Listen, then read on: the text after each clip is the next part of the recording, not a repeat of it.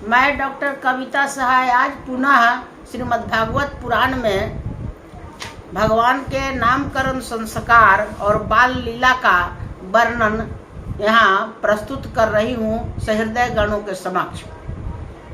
श्री शुकवाच गर्गः पुरोहितो राजन् जदुरांशु महातपा व्रजं जगामानन्दस्य वसुदेव प्रचोदितः तं दृष्ट्वा परं प्रीत्या प्रत्युत्थाय कृताञ्जलि आचार्यानार्चोक्ष प्रणिपात पुरःसरम् सुपविष्टं कृतातिथ्यं गिरासु नृत्याप मुनिं नन्दयित्वा ब्रवीत ब्रह्मणः पूर्णस्य करवाम किं महद विचलनं नृणां गृहीणां दीनचेतसं निःश्रेयसाय भगवान् कल्पते नान्यथा क्वचित्।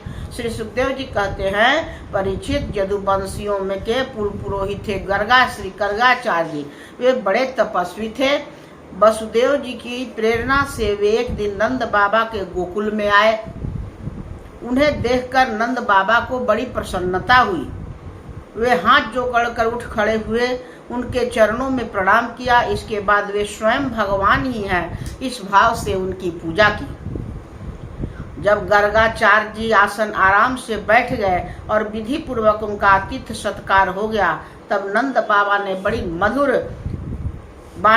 मधुर वाणी से उनका अभिनंदन किया और कहा, भगवान आप तो स्वयं पूर्ण काम है और फिर मैं आपकी क्या सेवा करूं।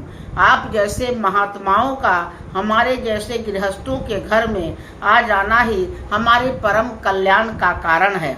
हम तो घर में इतने उलझे हुए हैं कि इन प्रपंचों में हमारा चित्त इतना दीन हो रहा है कि हम आपके आश्रम तक भी नहीं जा सकते।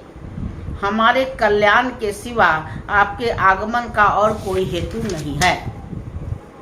ज्योतिषाम मयनम साक्षात् ज्योतिषाम मयनम साक्षात् जत ज्ञान मतीन्द्रियम प्रणीतम भवताम जीना पुमान वेद परापरम त्वं हि ब्रह्म विदाम श्रेष्ठम संस्काराणां कर्तुम महर्तिम बालयोर्णयो नृणां जन्मना ब्रह्मणो गुरु गर्ग उवाच जदूनां महाचार्यं ख्यातश्च भुवि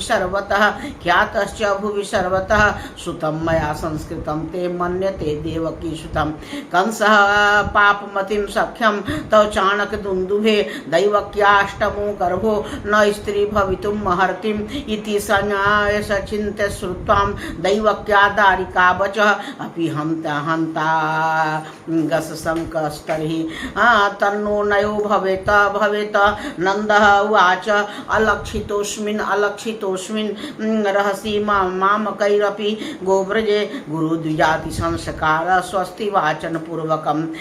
श्रीकुवाच एवं सम्प्रार्थितो विप्र स्वचिकीर्षितमेव तत् चकार नामकरणं गुहो रहसि बालयो गर्गुवाच अयं हि रोहिणी पुत्रो रमणं सुहृदो गणैः आख्यास्यते रामः इति बलाधिक्यात् बलं विदु जदूनां पृथग भावाद संकर्षणं मुष्णत्युतः। प्रभो, जो बात साधारण इंद्रियों के पहुंच की बाहर है अथवा भूत और भविष्य के गर्भ में निहित है, वह भी ज्योतिष शास्त्र के द्वारा प्रत्यक्ष जान ली जाती है। आपने उसी ज्योतिष शास्त्र की रचना की है। आप ब्रह्मवेताओं में श्रेष्ठ है, इसलिए मेरे इन दोनों बालकों के नामकरणादि संस्कार आप ही कर दीजिए, क्योंकि ब्राह्मण जन्म से ही मनुष्य मात्र का गुरु है। गर्गाचार्य जी ने कहा, नंद जी, मैं सब जगह जदुवंशियों के आचार्य के रूप में प्रसिद्ध हूँ।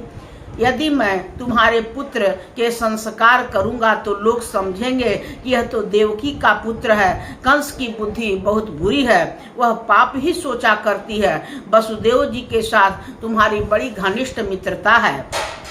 जब से देवकी की कन्या से उसने यह बात सुनी है कि उसको मारने वाला कहीं और पैदा हो गया है, तब वह यही सोचा करता है कि देवकी के 8वें गर्भ से कन्या का जन्म नहीं होना चाहिए। यदि मैं तुम्हारे पुत्र का संस्कार कर दूं तो वह इस बालक को वसुदेव जी का लड़का समझकर मार डाले तो हमसे यह बड़ा अन्याय हो जाएगा।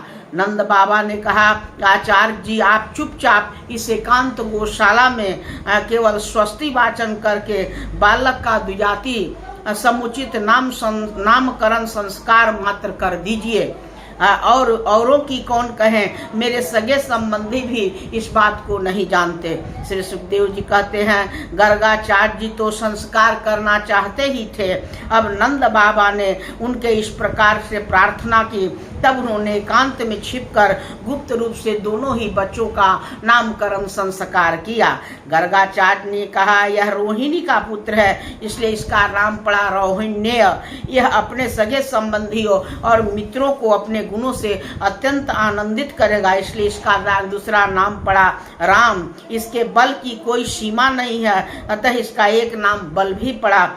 यह जादुओं और तुम लोगों में कोई भेदभाव नहीं रखेगा, लोगों में फूट पड़ने पर मेल करावेगा, इसलिए इसका नाम हुआ संकर्षण। आसन आसन वर्णास्त्रयो ह्यस्य गृहीतोऽनुजुगं तनु शुक्लो रक्तस्तथा पीतम इदानीं कृष्णतां गतः प्रागर्य वासुदेव वसुदेवस्य क्वचित् जातस्तवात्मजः वासुदेव इति मानभिज्ञा संप्रवक्षते बहूनि सन्ति नामानि रूपाणि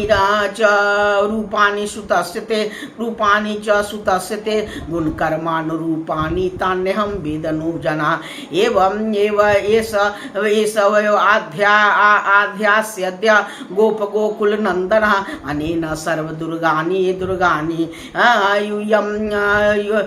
युजं मनरञ्जितः तरिष्यतः पुराणेन प्रजपते साधवो दस्यु पण्यपीडिता राजके रक्षमाणं दर्शुना समेधिता